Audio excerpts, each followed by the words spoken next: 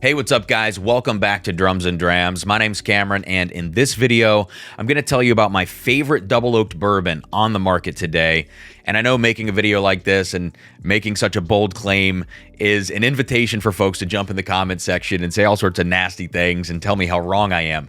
But more than anything, besides me stating this opinion, whatever, I hope that this video serves as kind of a discussion or a jumping off point for us to go back and forth in the comment section respectfully and kind of share our thoughts on what makes a great double oaked bourbon and what your favorites are as well.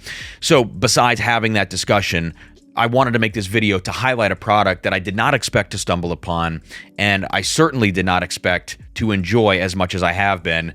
You can see on the table, I've got two bottles in front of me, both from Fox and Oden, which is a newer brand that's sourcing whiskey, blending, finishing, in this case, double oaking. And so, yes, the product that I want to feature today from a company that I have no affiliation with, I want to be clear, is the Fox and Oden double oaked straight bourbon whiskey. This specifically is batch number 4. But before we taste that and review it and talk about why I believe in this product so much, I do want to take just a quick second to give kind of a quick review to the standard bourbon from Fox and Oden. This is actually a batch 1, so these are not like exactly the same whiskey from the same batch, but it's a close enough comparison. On the website, you can see the stats for both of these. Both are 99 proof. Both of them are a blend of 8 to 15-year bourbons sourced from MGP in Indiana. I think both the 21% and the 36% rye mash bills are represented in those blends. So you're looking at sourced MGP whiskey with a really nice blend of ages in the mix, a straight bourbon whiskey version of that, and then basically the same thing double oak. So let's take a look at the standard Fox and Oden batch 1. This was bottled in October of 2021, and I'll give you just a quick overview here, then we'll get into the double oaked. All right, so let's set the stage for what this profile is. Yes, it's MGP. You guys probably know and hopefully love a lot of MGP bourbons. This is a very light take on MGP, even at 99 proof. This is very much honey forward. It's got this creamy, delicate nature to it. On the top, you get a little bit of a vanilla note. Yeah, it's got a teeny bit of grain in there still for me, even at this 8 to 15 year age range. But you get this kind of lighter vanilla note. You get a very gentle spice. So there is a little bit of spice. You have a high rye content in both MGP bourbon mash bills. But in this case, it's very light. It's super, super sweet on the nose.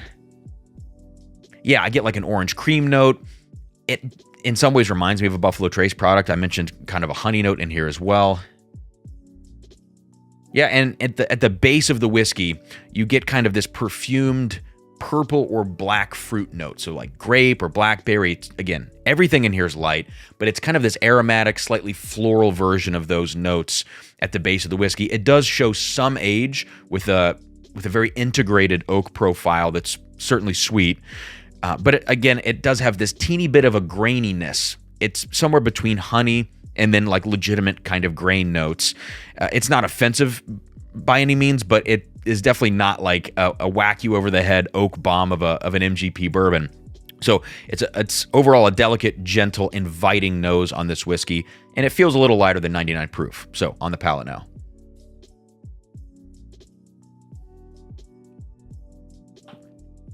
Palate, same story. I mean, this is like I don't want to say background whiskey, but this is a whiskey that you can drink and kind of forget that you're drinking it, as the night goes on. It does leave a really nice sugary sweetness on the palate. And so if you're into that sort of thing, if you are a Buffalo Trace product drinker, doesn't matter, mash bill 1, mash bill 2, this has aspects of both of those. I think this is really going to be up your alley. I wouldn't put this over ice. I wouldn't chill it. I wouldn't use it in cocktails, blah, blah, blah, blah, blah. And you wouldn't want to do those things anyways, probably at $85 per bottle. This is a little bit of a pricier product on the shelf. And frankly, I do wish it had a little more oomph to it. Even at that 99 proof, it drinks a little bit more like a 90 proofer for me. And so I've always thought that these Fox and Oden straight bourbons were good, not great, and for me, not really worth the price, because I think you can find barrel picks of similarly aged MGP products for a better price, higher proof, higher age, yada, yada, yada. So now let's move on to the double oaked, and I'm going to tell you why I love this stuff so much, okay? So I have them in front of me, both, as you can see, and we just took a look at this bourbon. Now look at the color on the double oaked. I think you can even see it on the camera. It is pretty remarkably darker. Again, same exact proof, same exact age stats on the nose. Now let's see what we get. Yeah, this whiskey just makes me happy on the nose. It takes everything from the standard straight bourbon Fox Oden over here, and it amplifies it. And the reason, I mean, that doesn't sound like rocket science, right? Double oaked, you think double something. The oak must double something, and hopefully that's the flavor. Yes, in this case, yes. In most cases, that is not what happens with double oaked products. Since 2020, I hate to get on my soapbox, but give me just a second. Since 2020, when all these brands have started up, all these NDPs, we had that little crisis of like 2 years where everybody thought old whiskey was going away. Everybody was sourcing this 4-year MGP, throwing finishes on it. Quality suffered across the board, and we started not only seeing a lot of like wine finished whiskeys and other types of casks, but you also started to see this humongous emergence of double oaked products. You have the standards in the category, the Woodford double oaks, the Old Forester 1910s, but then all these other things started to come to market. I remember Nulu hitting.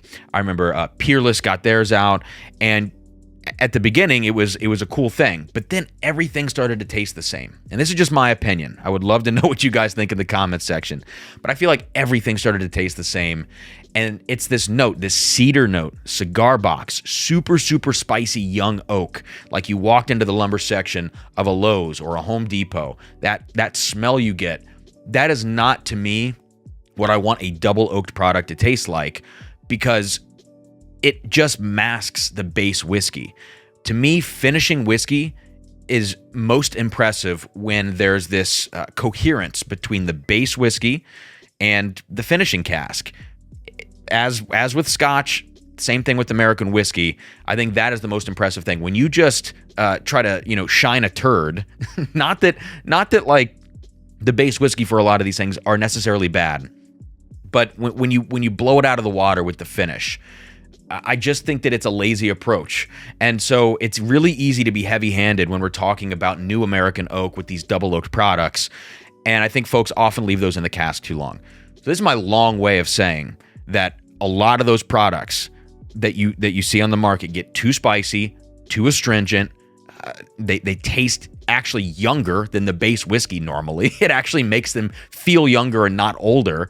Whereas you do see products, again, like Woodford Double Oaked in 1910, which are not, they're good whiskeys. They're not like top tier sorts of whiskeys, but they're great options, and they lean more into the sweeter side of things. Whereas everything else, like I'm talking about on the market nowadays, feels like it leans into the spicy and aggressive. And to me, it's a little bit of a lazier approach. So the fact that, wow, that was a long one.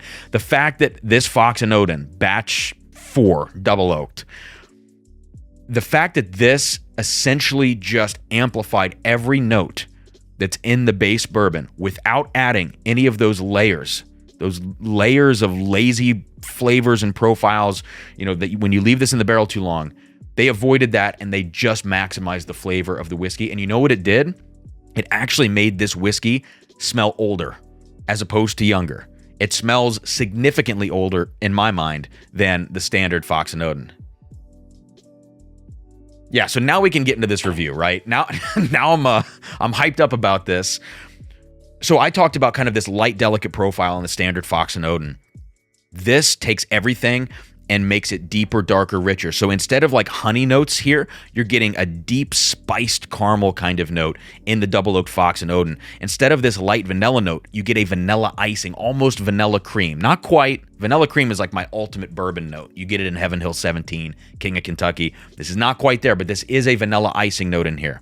So you're getting this spiced caramel, this vanilla icing, which are deeper, richer notes. You also get a ton of dark fruit in the glass. Oh my gosh, yeah. This is like big and plummy, just intense dark fruits. And you also get this kind of like cream soda thing. And this is a note that I think makes certain barrels of MGP whiskey, when you go and do barrel picks, it makes them feel special. It makes you want to pick those barrels. Like one example, I pulled this out because I knew I wanted to talk about this example, is this Dark Arts. This is a 10-year MGP barrel that we picked for the Drums and Drams channel just a few months ago. It's 112 proof, and it has this beautiful kind of cream soda, almost root beer thing, but it's got all these interesting cola notes to it, and it's kind of funky. This Fox Oden, off the shelf, $100, so it's not cheap. But look, the quality's there. I actually don't mind this at the $100 price tag. On the nose, it smells like deep, rich, funky, intense MGP. And yeah, there is a little addition of a chocolate note and a little addition of almost like a marshmallow note that you get from the finish. It's super faint and in the background, but those are the only notes that the double oaked is adding to the whiskey, in my opinion. And the rest of the notes, it's just taking from the standard base whiskey and it's just deepening those. Okay, I gotta taste this stuff now. It's been a long video of smelling and of going on tirades. Thank you for your patience. Let's get this on the palate now. Cheers.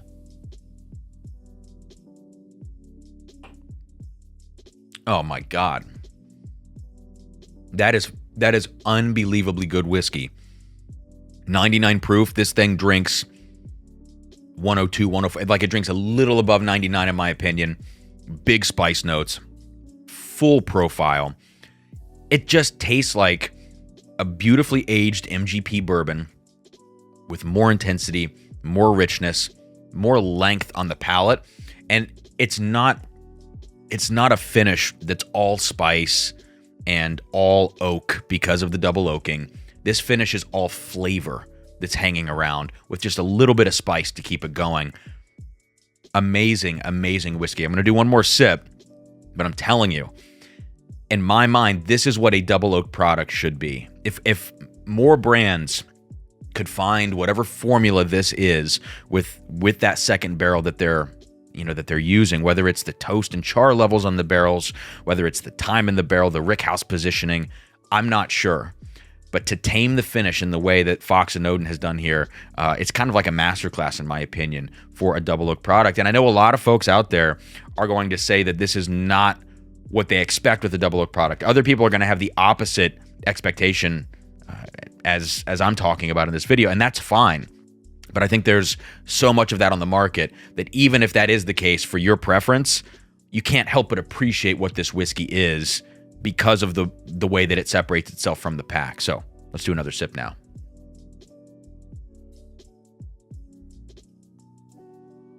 Oh my gosh.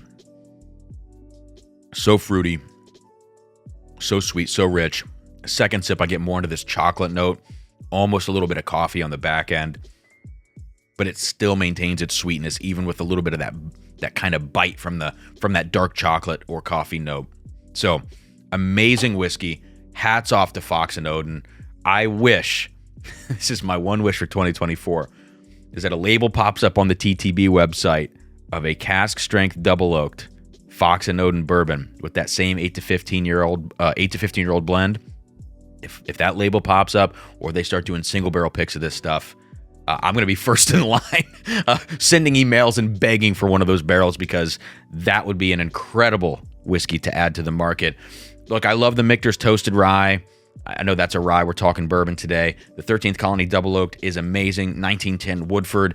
These things are kind of standard go-to shelfers. I think you got to give this one a try if it's distributed in your area, even at the $100 price point. I think it's really, really nice stuff. So that's going to do it for this video, guys. Let me know what you think in the comments below. If you've tried this product, again, this is batch number 4. Not sure what the variance is like between those batches. Hit that like button, subscribe, and check out the Patreon. $5, $10, $25, or $50 a month if you want to get in on some extra content and some barrel picks, like this brand new rye, one of 2 barrels of rye that we picked from Evernorth just a few weeks ago. This is going to be dropping at the end of June or early July in the Drums and Drams Patreon. We've got a lot to go around, so check out the Patreon if you want access to that stuff. That is going to do it, guys. Cheers, and I'll see you next time here on Drums and Drams.